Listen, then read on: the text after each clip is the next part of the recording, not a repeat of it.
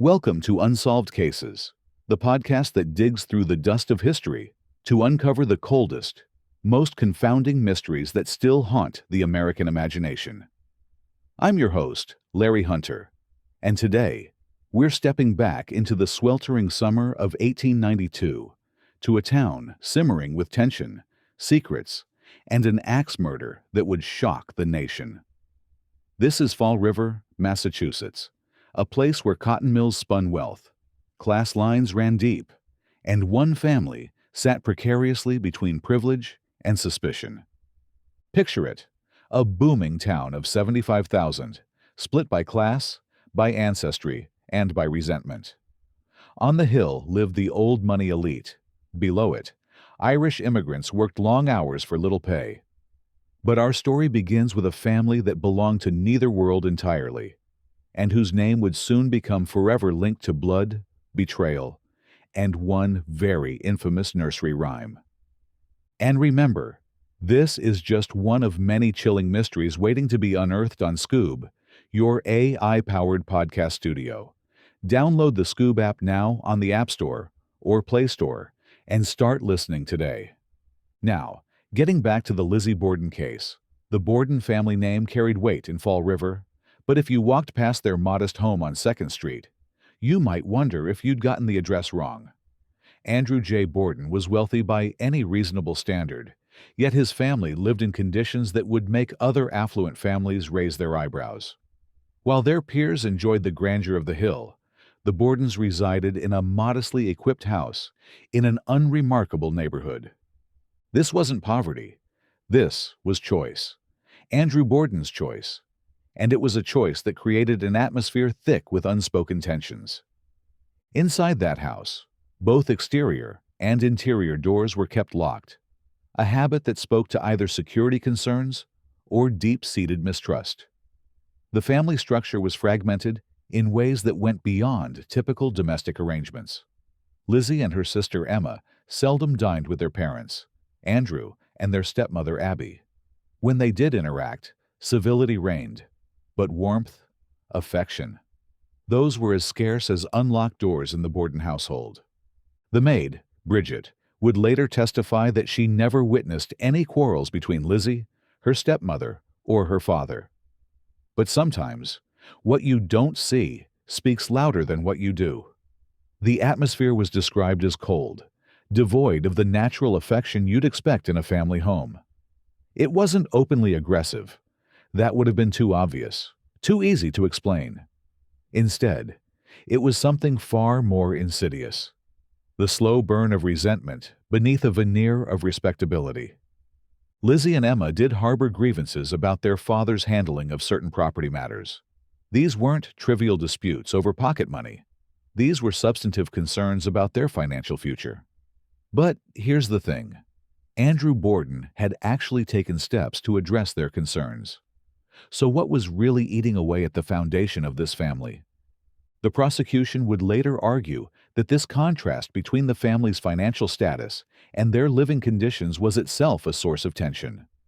Imagine being wealthy enough to live anywhere you wanted, but being forced to live modestly because of your father's choices.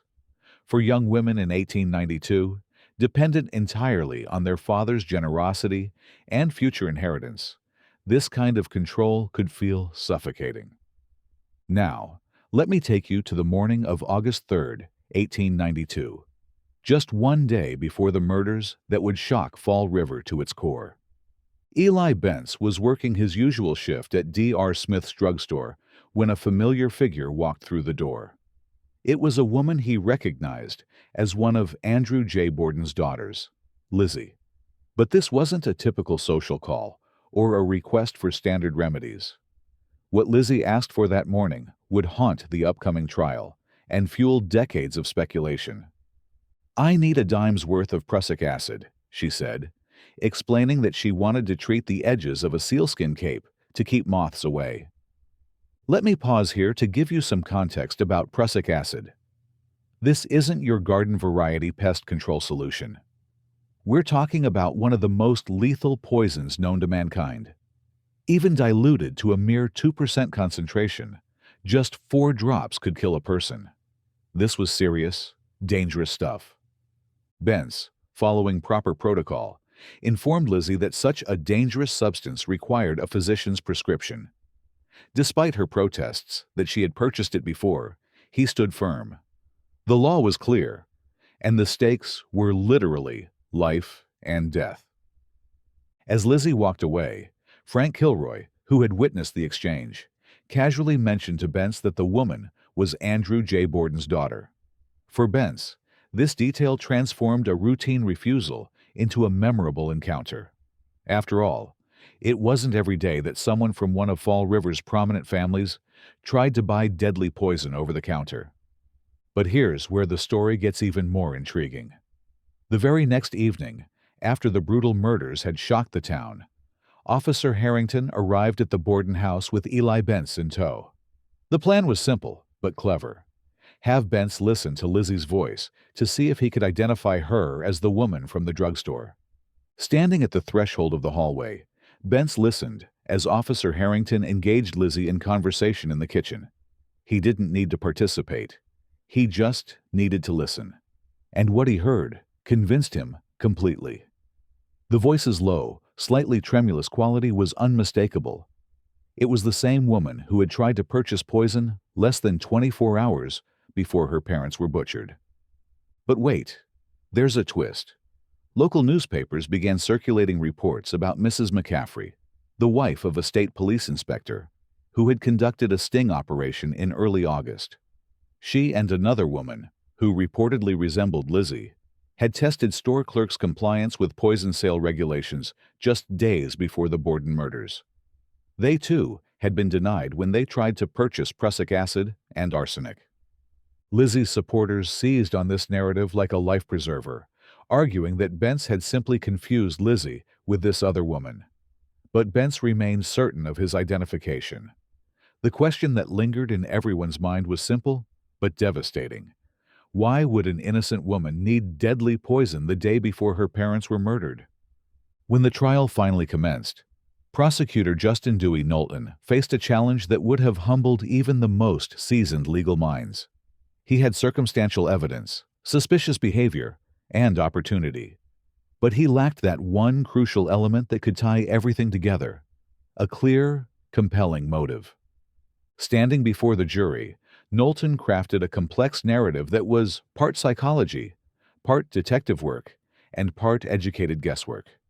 He proposed that Lizzie had indeed planned to murder her despised stepmother Abby, but that her father's unexpected early return home had thrown a wrench into her carefully laid plans. Think about the implications of this theory. If Lizzie had killed Abby and established her alibi, perhaps that suspicious trip to the barn to look for fishing sinkers on one of the hottest days of the year, Andrew's early return, would have been catastrophic. According to Knowlton, Lizzie would have realized that her father, who had once covered up a daylight theft she had committed, would never be able to conceal something as enormous as murder.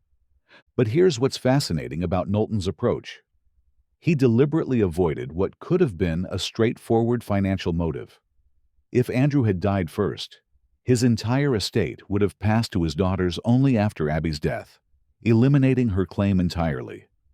It would have been logical, comprehensible, and might have resonated with a jury that understood the power of greed. Instead, Knowlton chose a more dramatic psychological angle. He painted Lizzie as someone who had experienced a temporary transformation, like Dr. Jekyll becoming Mr. Hyde. He suggested she had slipped into a state of temporary insanity, momentarily altered from her seemingly normal self into something lethal. This approach had the advantage of explaining the extreme brutality of the crimes while still holding Lizzie legally accountable. Knowlton meticulously dissected the sequence of events that morning: Andrew's return home, Lizzie relaying news of Abby's supposed absence, and, in a moment of prosecutorial theater, her suggestion that her father rest on the sofa. Knowlton drew a parallel to Judas betraying Jesus, painting Lizzie's advice as the act of someone setting up her victim for slaughter. Then there was that barn alibi. On a sweltering August day, when the temperature made even minimal physical activity unbearable, Lizzie claimed she had gone to the barn to look for fishing sinkers. Knowlton tore this story apart, piece by piece. The barn, he argued, was the one place she could be without witnessing anything sinister happening inside the house. The perfect location for someone who needed to be elsewhere when murder was being committed. But perhaps most damning was Knowlton's analysis of Lizzie's supposed premonitions. She had expressed ominous feelings to her friend Alice Russell, sensing that something terrible was about to happen to the family. Knowlton rejected the defense's claim that such feelings were commonplace. Using vivid analogies, he argued that genuine misfortunes strike unexpectedly, like lightning from a clear sky. The fact that Lizzie seemed to be preparing for a catastrophe suggested foreknowledge rather than intuition. Despite the eloquence of his case, Knowlton's argument had a fundamental weakness. He couldn't provide a motive that felt universally human. His psychological portrait was compelling, but abstract, and ultimately, that gap would prove crucial. On June 20th, 1893, after deliberating for just over an hour, the jury delivered a verdict that divided Fall River and continues to fascinate us today. Not guilty. Lizzie Borden walked free, but freedom came with a price. The notoriety, the whispers, the stares, they all followed her through the streets of Fall River. Many assumed she would flee, seeking anonymity in some distant city where the Borden name carried no weight. They were wrong. As Lizzie herself told a columnist after the trial, "A good many persons have talked to me as if they thought I would go and live somewhere else when my trial was over. I am going home, and I am going to stay there. I never thought of doing anything else." But staying didn't mean staying put. On September 6, 1893, neighbors on 2nd Street watched with fascination as moving vans arrived at number 92. For 3 consecutive days, crowds gathered to watch as wagon loads of the Borden sisters' belongings made their way through the neighborhood. Their destination? Number 7 French Street, a magnificent Queen Anne-style residence on the hill. The symbolism was impossible to ignore. After years of living modestly, despite their father's wealth, Lizzie and Emma were finally claiming their place among Fall River's elite. The house was just 4 years old and represented everything their father's austere choices had denied them. Modern amenities, like electricity, a downstairs powder room, a full bathroom upstairs, and architectural details that announced prosperity to anyone who cared to look.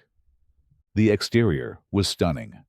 Painted bronze green on the lower half, and buff-colored on the upper level, with a spindled front porch that wrapped around one corner, and a whimsical dormer window that resembled a witch's hat. Inside, the first floor boasted a parlor, dining room, breakfast room, and kitchen.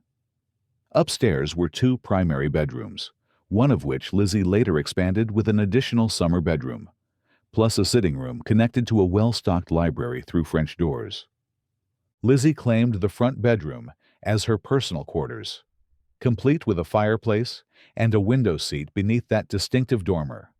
The 3rd floor housed their staff, a housekeeper, 2 maids, and a coachman who eventually became Lizzie's chauffeur, driving her stylish black Packard Phaeton automobile. The interior details were exquisite. Carved mantelpieces, parquet floors, stained glass windows, Tiffany wall sconces, gold leaf woodwork, linen-covered ceilings, and bathtubs adorned with floral paintings. This was luxury on a scale that their 2nd Street home had never approached. For those who suspected Lizzie of having murdered for financial gain, the lavishness of the new house seemed to confirm their darkest theories. Here was the payoff, they whispered, the blood money finally being spent. But context matters. The house cost around $13,000, just over half of what was reportedly paid to Governor Robinson for his legal services. While impressive, it wasn't grandiose relative to their inherited fortune. The move was practical as much as symbolic. It would have been nearly impossible for Lizzie and Emma to continue living in what the media had sensationalized as the House of Horrors. Every room held memories of that terrible August morning. Every locked door would have reminded them of the investigation, the suspicion, the trial that had consumed their lives.